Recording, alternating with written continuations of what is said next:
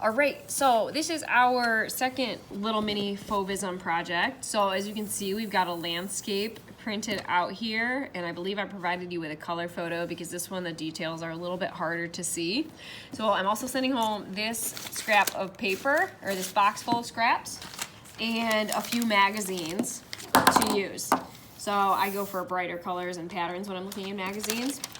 So essentially what we're doing is just a collage. Now when I approach collages, I just like tearing the paper. I think it looks a little more organic.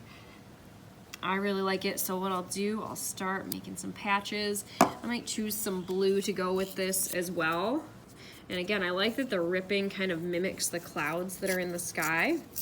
So what we'll do with this is start from the background and move to the middle ground and the foreground. If I had started here with my trees, all of a sudden doing these mountains in the background would be really annoying, and I would have to work in those little crevices. But instead, what I can just do is ignore them. Let's say that I want to make those hills yellow. I can just go through here.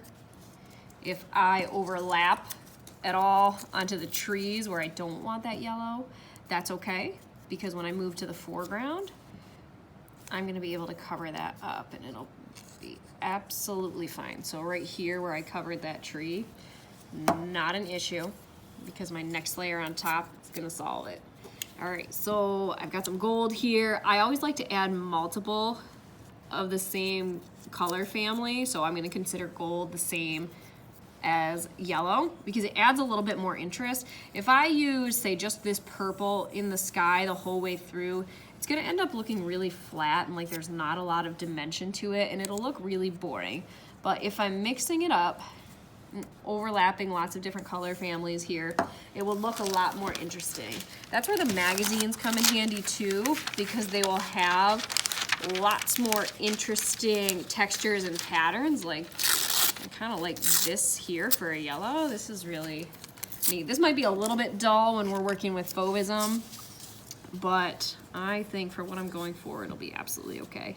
And again, since this is Fauvism, you do not need to have realistic use of color at all. So let's say I did my entire background, got all of this done, was ready to move on to my foreground, everything that's in front. So I'm ready to work on these trees. I don't have to make my trees green. They do not have to be literal. In fact, right now, I think that I'm gonna go for maybe red trees. If you are also unlike me and you like really nice neat collages and you want to use scissors for this, that is perfectly okay. I just happen to like the look of this, but some people really do not like it. So I want you to decide whatever works best for you. So again, I'm mixing it up, so I'm just going to put a few red ones right here for my tree, following those natural lines, and then I'm going to go through, hey, this is actually kind of an interesting pattern of red. So I'm gonna rip that out. Yeah, it's all right if her hand is in there a little bit. Kind of rip similar shapes what I've got with the trees.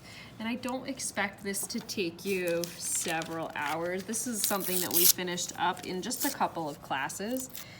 You know, I don't want super sloppy work, but I don't want you to have to work on this into the wee hours of the morning either, because the point of this is understanding that the Fauvists worked relatively quickly during their artistic process.